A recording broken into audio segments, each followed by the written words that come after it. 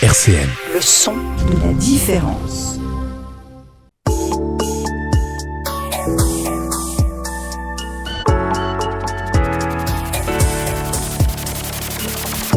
Biodiversité sur RCN.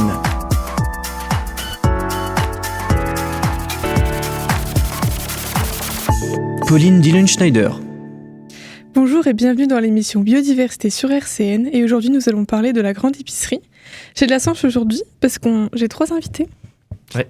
Bonjour, est-ce que vous pouvez vous présenter ? Bonjour, allez-y, non ? Bonjour, Julien Verriès, coopérateur à la grande épicerie générale et aussi à la radio RCN. Oui, en effet. Double casquette. Marion Jacquet, donc je suis coopératrice à la grande épicerie générale et je suis aussi membre du groupe communication. Ok.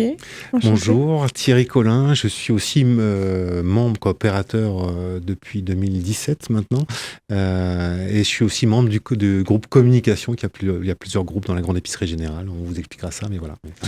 D'accord, et bien on va commencer par, peut-être vous pouvez nous expliquer ce que c'est la grande épicerie générale ? Je veux bien commencer à me lancer. C'est un supermarché participatif et coopératif. Donc, quand on dit participatif, en fait, pour pouvoir faire ses courses à la grande épicerie générale, il faut tout simplement donner 3 heures de son temps par mois, toutes les 4 semaines, même précisément, pour tenir la caisse, remplir les rayons, réceptionner les livraisons, faire les commandes ou faire la comptabilité. En fait, chacun choisit ce qui l'intéresse de faire. On peut même essayer plusieurs postes. On appelle ça des créneaux, c'est des créneaux de 3 heures par mois et on choisit si la caisse, ça nous va, on continue. Sinon, on peut faire les livraisons, être quand le magasin est ouvert ou quand le magasin est fermé parce qu'il y a de l'activité à tout moment. Et le fait de donner 3 heures de son temps par mois, ça permet d'avoir déjà des produits qui sont un peu moins chers parce que les seules charges du magasin, c'est la location du local qu'on a au 88 avenue du 20e corps à Nancy, c'est près de la Meurthe, à côté de la maison de l'emploi. Et aussi, on a un salarié, peut-être 2 bientôt, mais pour coordonner l'ensemble. C'est pas eux qui ouvrent le magasin, mais ils coordonnent l'ensemble du magasin. Donc voilà. Donc le principe participatif est participatif aussi. Pourquoi ? Parce que ça permet de voir aussi l'envers du décor. Ça permet aussi de choisir tous les produits qui sont dans le magasin. On essaie d'avoir des produits le plus éthiques possible, le plus local, le plus bio, mais pas seulement, parce qu'on en a, c'est aussi pour toutes les bourses, donc on essaie d'avoir le maximum de produits. Donc voilà, c'est ce côté participatif qui fait de ce magasin un magasin assez unique. Alors assez unique, il y en a d'autres en France. Il y en a un à Metz, par exemple, Graupkop. Il y en a dans les très grandes villes, c'est ouvert depuis assez longtemps, à Paris, à Bordeaux, à Marseille. Et c'est à peu près tous le même principe, même si tous les magasins sont complètement indépendants. Et à Nancy, ça s'est créé en 2016. C'était une simple petite association qui s'est créée avec une 50aine de gens qui disent on veut consommer différemment et ça s'est lancé comme ça. D'accord. Et aujourd'hui, il y a combien de participants ? Aujourd'hui, le chiffre est d'un peu plus de 330 coopérateurs qui font leur créneau toutes les 4 semaines, et qui sont aussi propriétaires du magasin. Alors, on est propriétaire du magasin dès 10 €. Ça peut être plus, mais il y en a qui ont investi davantage. Mais simplement en mettant 10 €, on est propriétaire du magasin, donc on peut avoir droit. Et il y a un peu plus d'une centaine aussi de coopérateurs qui ont choisi d'investir dans le magasin, mais qui ne peuvent pas le faire, soit parce qu'ils n'ont pas le temps, soit parce qu'ils sont éloignés, soit parce qu'ils trouvent le projet bien, mais qu'ils peuvent pas. Mais on est plus de 330 coopérateurs actifs. Il faut qu'on soit encore plus nombreux. On fait appel aux gens qui ne connaissent pas encore, qui veulent consommer différemment. Parce qu'en fait, il faut qu'on soit plus de 400 pour que le magasin fonctionne bien et fonctionne tous les jours. Là, on est ouvert juste 5 jours par semaine, c'est pas assez. On voudrait être ouvert tous les jours à des horaires d'ouverture assez amples. Et pour ça, en fait, il faut qu'on soit un petit peu plus nombreux, tout simplement. Et par jour, il y a combien de personnes qui travaillent du coup ? Alors, ça dépend des créneaux. Quand on ouvre un magasin, par exemple, il y a 2 personnes à la caisse, il y a 2 personnes, ce qu'on appelle le vrac et réaménagement, donc qui sont dans le magasin pour remettre les produits en rayon, pour voir si tout se passe bien. Il peut y avoir 2 caisses d'ouvertes, donc il peut y avoir. En fait, on peut être entre 6 et 10 dans le magasin. Quand il y a une livraison, par exemple, il faut aussi du monde. Donc ça dépend vraiment. Après, il y a plusieurs groupes. Il peut y avoir le groupe comptabilité qui fait de la comptabilité à l'étage, le groupe catalogue catalogue qui se réunit pour choisir des nouveaux produits, locaux ou pas d'ailleurs, et qui va choisir ça, qui se réunit, et puis en même temps, le groupe livraison qui attend une livraison qui va se passer dans la matinée, quoi. Donc c'est assez variable en fait. C'est une sacrée organisation quand même. Comment ça s'organise du coup une journée En fait, on a plein de groupes de travail différents. En fait, chaque groupe de travail est souverain dans sa catégorie. Le groupe caissier, le groupe commande, le groupe livraison. Et chacun va agir de cette manière. Les groupes de travail, voilà. Ensuite, il y a le comité transversal qui réunit des référents par groupe de travail. Et c'est comme ça que sont prises les décisions opérationnelles. Et après, il y a le conseil coopératif qui est l'équivalent du conseil d'administration pour certains et qui prend les décisions, on va dire, tactiques de la structure. Ok. Voilà. Ok, c'est parfait. Donc c'est 3 heures par mois pour pouvoir y faire leurs courses. Ouais. Et c'est comment? C'est des bénévoles? C'est comme ça qu'on appelle les gens qui... Alors, on a un statut de société coopérative. Donc, officiellement, on est une entreprise. Donc, du coup, on n'est pas bénévole, on est coopérateur. Mais concrètement, c'est du temps investi de manière bénévole. Mais ce n'est pas du bénévolat. Mais ça revient à ça. C'est toutes les 3 heures, toutes les 4 semaines, je viens aider 3 heures pour tenir la caisse. Ou je viens aider 3 heures pour réaménager les produits et faire la pesée des produits. Et en échange, je peux faire mes courses quand le magasin est ouvert. D'accord. Donc on peut pas faire nos courses si on n'est pas coopérateur, si je comprends bien. Alors l'idée, c'est super intéressant. Non, effectivement, non. Oui. Alors, quand deux ou trois fois par mois, le mardi ou le samedi, on fait des réunions, on fait visiter le magasin, on fait des réunions d'accueil. Et là, les gens peuvent faire une fois leurs courses pour voir, parce que un magasin, ce qu'on veut voir, c'est les prix, voir s'il y a des produits qu'on veut acheter. Donc voilà, donc c'est important pour ça. Il y a aussi des portes ouvertes qu'on fait. La prochaine, c'est le 25 mai, le samedi 25 mai. Vous pouvez déjà noter sur vos tablettes. On espère qu'il fera beau. Où on fait ça s'appelle le festival Ramène ta fraise, et on fait un peu d'animation dehors. Il y a des producteurs qui viennent généralement à chaque fois, et on fait aussi visiter le magasin. Et là, exceptionnellement, on peut faire ses courses pour essayer, pour voir si ça nous convient, et pour comparer aussi les prix par rapport à d'autres, sachant qu'on a la promesse, c'est comme on a moins de charges que d'autres, et les produits sont moins chers globalement, parce qu'il y a certains produits qui vont être un peu plus chers qu'ailleurs. On n'a pas l'effet volume, on n'a pas une centrale d'achat comme un grand supermarché, mais il y a plein d'autres produits qui sont moins chers, et globalement sur un panier moyen, on est moins cher qu'ailleurs pour des produits équivalents et de qualité équivalente, quoi. Et en ce qui concerne les produits, qu'est-ce qu'on peut y retrouver? Tout comme un magasin standard, mais peut-être un peu plus local, c'est ça? C'est comme un magasin classique, c'est-à-dire qu'on peut avoir des produits alimentaires et des produits non alimentaires. Et le but de la grande épicerie, c'est qu'on puisse vraiment faire ses courses en entier. On n'est pas obligé d'aller dans un autre magasin pour faire le complément. En tout cas, ça, c'est le vœu en définitif de la grande épicerie. Et moi, ça fait 1 an que j'y suis, et je confirme que je peux faire mes courses, à part quand c'est des produits vraiment exceptionnels que de toute façon j'irai chercher dans des magasins spécialisés. Vraiment, je peux faire toutes mes courses dans ce magasin. Oh, c'est génial. C'est génial. En fait, il n'y a pas de mauvais côté, parce qu'on crée aussi une communauté en allant dans la grande épicerie, parce que c'est comme une... Ouais, je sais pas, reprenez-moi, mais tout le monde se connaît, c'est une famille au final. Moi, ce que j'adore, c'est une grande famille. Ouais, c'est ça, en fait. Quand on vient faire ses courses, on dit salut, enfin, on est chez nous, en fait. On sait que le magasin, il nous appartient. À force, le magasin, on le connaît par cœur. Donc, on sait où trouver tous nos produits. S'il y a quelqu'un qui est nouveau, qui s'y perd un petit peu, on lui réexplique. Le caissier, on va rigoler avec. Si je vois que les produits sont pas assez mis en avant alors que j'étais censé faire mes courses, je peux les remettre moi-même. Et du coup, on a beaucoup de liberté, et on peut se mettre... on peut prendre beaucoup d'initiatives pour mettre en avant le magasin. Et ça m'arrive de refaire des courses sur des grandes surfaces pour des produits très spécifiques. Et en fait, à chaque fois que j'y vais, non, je peux pas, en fait. Non, t'aimes pas. Et j'adore, et à chaque fois que je reviens à la grande épicerie, je suis là, ça fait du bien quand même. Mais il y a aussi un côté rassurant, parce que le fait de travailler, de participer à ce magasin, tout en achetant, on sait ce qu'on achète et ce qu'on consomme.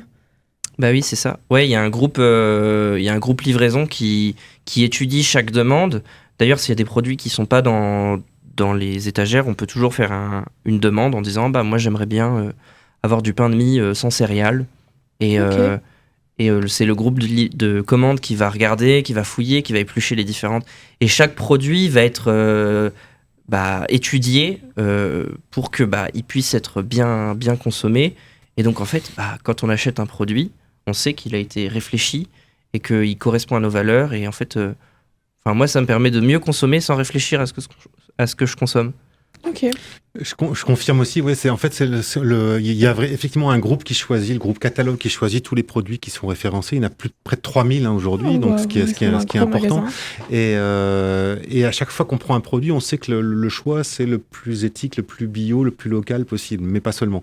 Et donc on sait que quand on choisit, on sait que quelqu'un a choisi pour nous quelque part. On sait que c'est même quand on a des fruits et légumes, par exemple, qui sont locaux, mais aussi qui viennent de plus loin, mais on sait que systématiquement le groupe commande va préparer les bananes qui viennent plutôt en bateau qu'en avion parce que c'est meilleur. Voilà, quoi. Il y a plein de choses comme ça qui sont choisies et on le sait, on sait que un groupe a choisi là-dessus. Donc chaque fois qu'on prend un produit dans les étals, on sait que c'est réfléchi, que c'est le meilleur produit.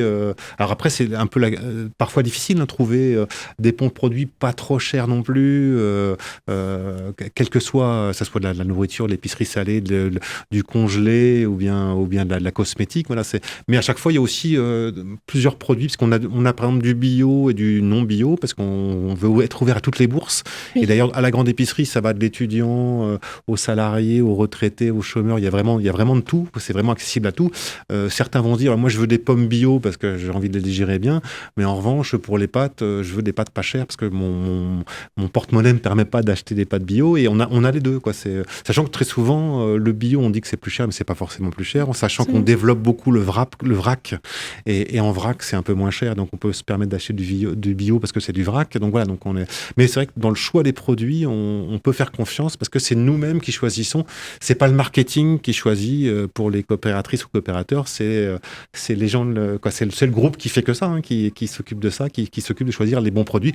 Et si effectivement j'aimerais bien un produit que j'ai vu, un producteur local qui fait des lentilles, je sais pas, au pied de la colline de Sion, et je peux le proposer. Le groupe catalogue va étudier, est-ce qu'on n'en a pas déjà, est-ce que c'est pas trop cher non plus, est-ce que ça va se vendre. Un produit qui se vend pas, on va le retirer au bout de 6 mois ou 1 an, parce que si personne ne l'achète, voilà. Mais si ça se vend, et c'est parti. On a plus de 80 fournisseurs locaux à la grande épicerie générale, sachant qu'on prend aussi on a aussi des grossistes. On a pas mal de légumes et fruits bio qui viennent d'Alsace, parce qu'on a un grossiste alsacien. Il n'y a pas de grossiste en Lorraine, mais bon, c'est pas trop loin non plus. Mais voilà. Donc tout est bien choisi. C'est ça qui est intéressant. Et c'est pas le marketing. Et d'ailleurs, il y a pas d'attrape-nigo marketing à la grande épicerie. Il n'y a pas de promotion. Les seules promotions, c'est pour les dates courtes, pour éviter la perte. Et ça marche très bien d'ailleurs. Mais sinon, on fait pas les promotions. On pourrait dire, on a les bières locales les moins chères de Nancy, mais on le fait pas déjà.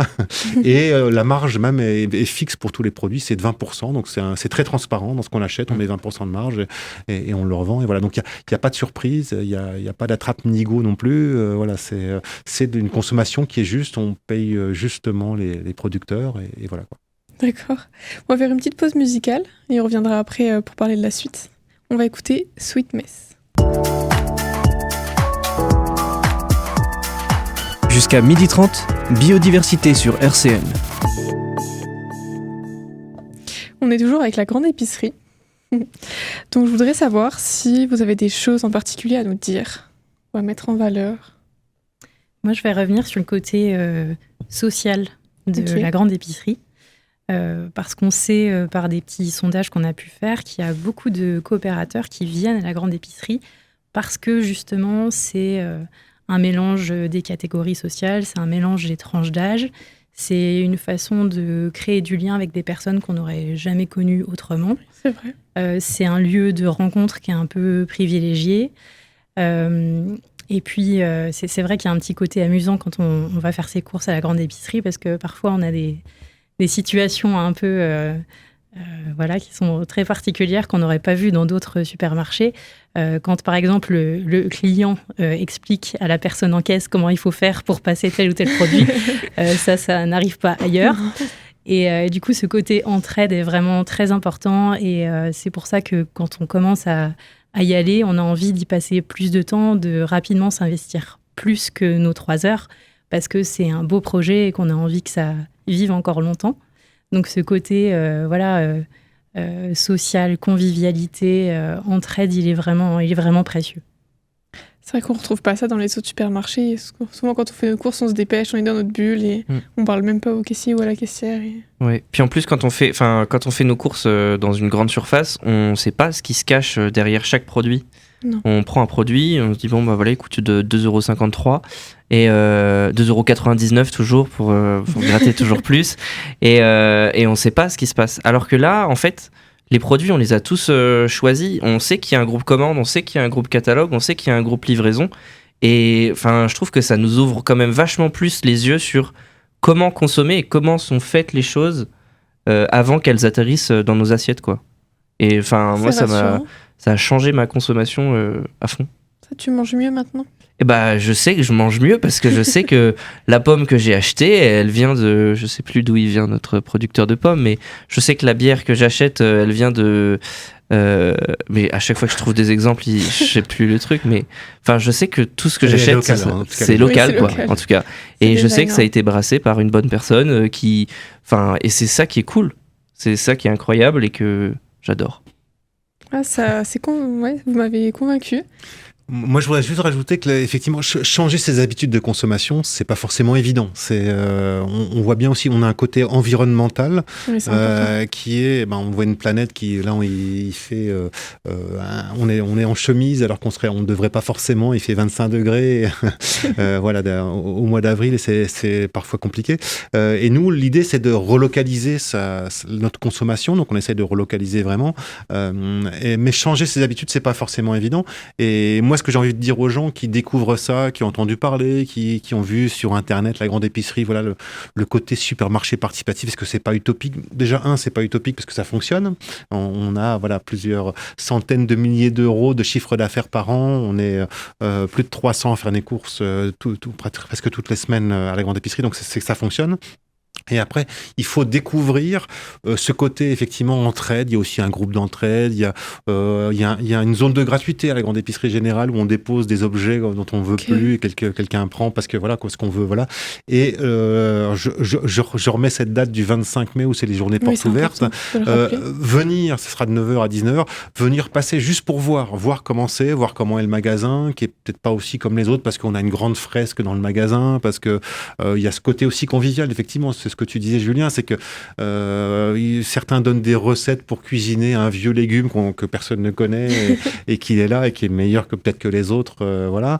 Il y a, si jamais on fait tomber un paquet de pâtes dans un vrai supermarché, tout le monde s'en va et voilà. Et là, il y a une personne qui arrive directement avec qui fait ses courses et qui sait où est le balai, va chercher le balai et aide à ramasser. Donc c'est vraiment parce que ça appartient à tout le monde et parce qu'il y a ce côté-là et il y a le côté effectivement assez convivial qu'on retrouve pas. C'est le côté un petit peu marché, mais où tout le monde se connaît, tout le monde veut que ce magasin continue et où on a confiance aux autres, on a confiance aux produits qu'on achète et on a le sentiment de mieux consommer. Il y a plus de consignes. Moi, je sais pas, j'achète mon lait dans des bouteilles consignées et qui est local et qui est meilleur, je trouve, que les autres. Voilà, donc il y a plein de choses comme ça. Faire le vrac aussi, ça permet de faire moins de plastique. Voilà, donc il y a plein de choses comme ça qui font qu'on consomme mieux. Mais c'est vrai qu'il faut le voir parce que pour voir que ça peut fonctionner. Et après, dernière chose, c'est que les 3 heures par mois... c'est pas énorme, hein. C'est pas énorme, voilà, c'est 4 mauvaises séries... c'est une série qui est une mauvaise série, 4 épisodes, hein, voilà. Et surtout, on rencontre des gens, on apprend des choses. Il n'y a pas beaucoup d'épiciers. Il y en a certains qui sont anciens épiciers ou même épiciers qui connaissent un peu tout ce qui est vente et qui nous donnent des bons conseils d'ailleurs, mais la plupart des gens, on découvre comment bien poser les légumes, comment faire les choses, ou même faire le ménage, simplement, parce qu'il faut aussi faire le ménage. Donc il y a plein de choses à faire et on découvre et surtout on n'est jamais seul, on est toujours à plusieurs et le plus ancien explique au nouveau qui sait pas trop et il y a de la indulgence et voilà, donc et on découvre une manière de consommer vraiment différente, quoi. C'est important de venir donc à la journée porte ouverte, ça le 25 mai. Voilà, ouais, c'est la seule occasion où on peut vraiment venir faire ses courses, sauf si on fait une réunion d'information. Là, c'est sur le site internet aussi, c'est le mardi et le samedi. Voilà. Demain d'ailleurs. Il y en avait une avant-hier. Ah oui. sais qu'on tourne l'émission un peu 2 jours à l'avance. Mais oui, c'est important de venir découvrir parce qu'en effet, c'est pas évident de changer nos habitudes, mais en même temps, il faut essayer quand même.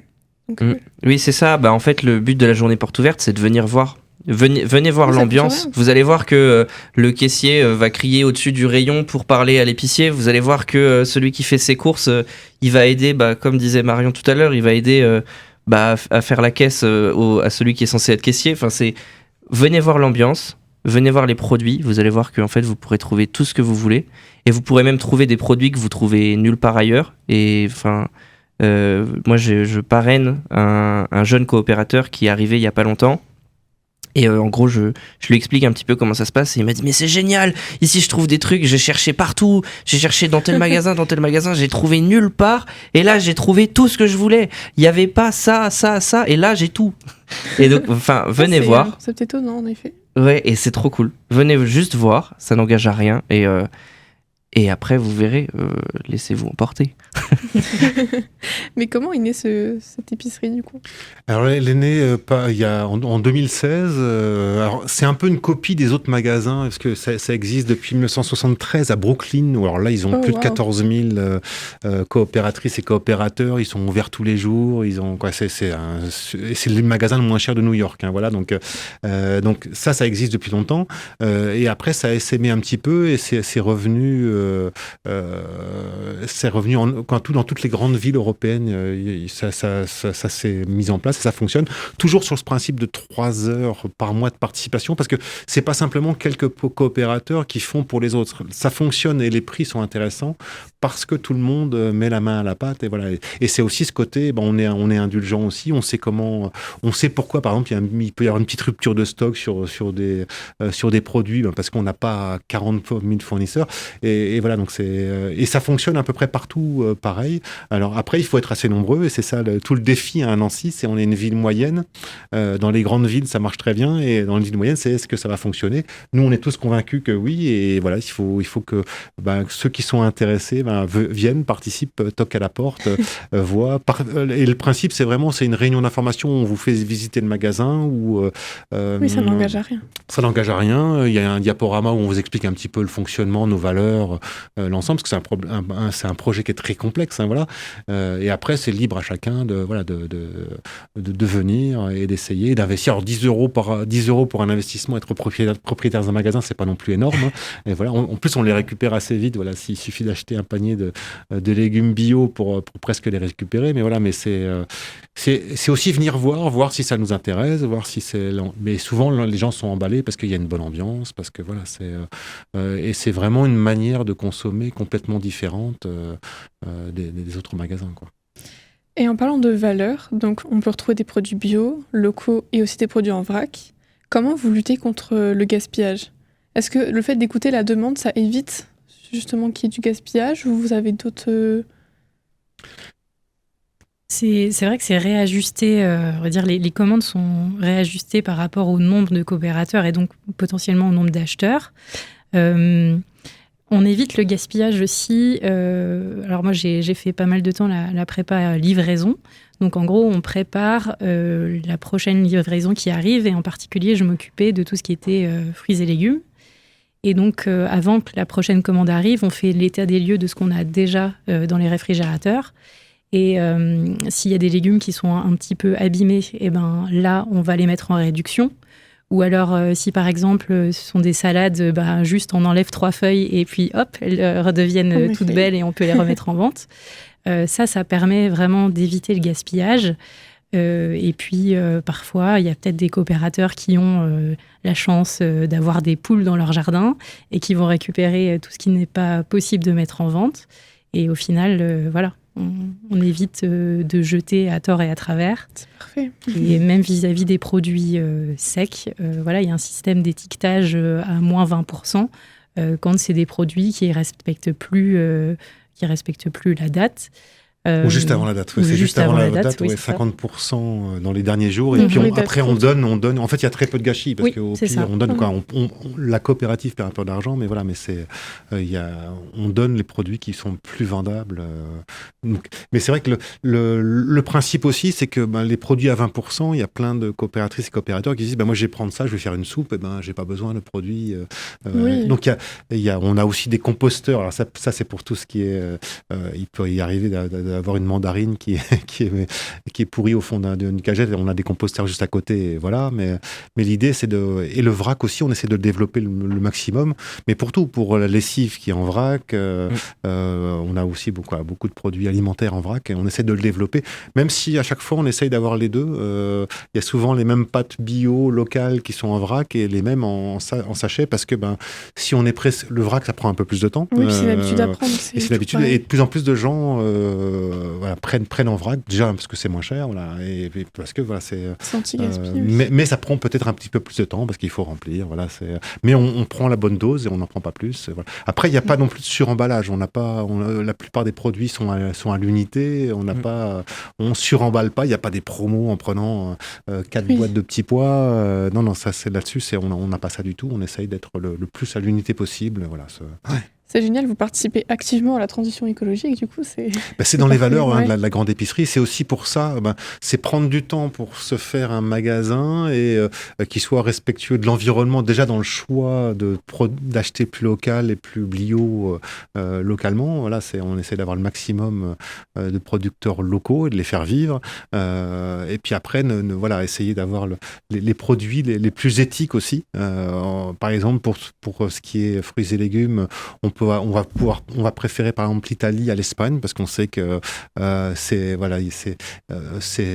des produits, parce que ça peut être bio, mais on peut avoir des esclaves derrière qui font du bio. Oui. Donc et l'idée c'est pas non plus d'avoir que des produits, c'est pas une AMAP, c'est pas que des produits lorrains on a des bananes, et des bananes il n'y en a pas encore qui poussent avec le changement climatique peut-être, mais on a des produits qui peuvent venir de plus loin. On est ouvert à tout. Vous faites de votre mieux en fait. On fait du mieux possible. Après, on essaie aussi de répondre un peu à la demande. Alors, des fois, il y a des gros débats sur faut-il des avocats à la grande épicerie générale, parce que est-ce que c'est le produit le plus éthique possible, le meilleur possible, même si de plus en plus de gens redécouvrent les produits locaux et un peu anciens, et on essaie d'être de saison le maximum. C'est clair. Il n'y aura jamais de tomates en hiver, ça c'est une évidence. Okay. Et d'ailleurs, il y a eu une commande, je crois que c'est des petits pois qui venaient d'un peu loin et qui étaient hors saison. Il y a eu un débat pas possible. Parce qu'on a aussi un lieu de débat.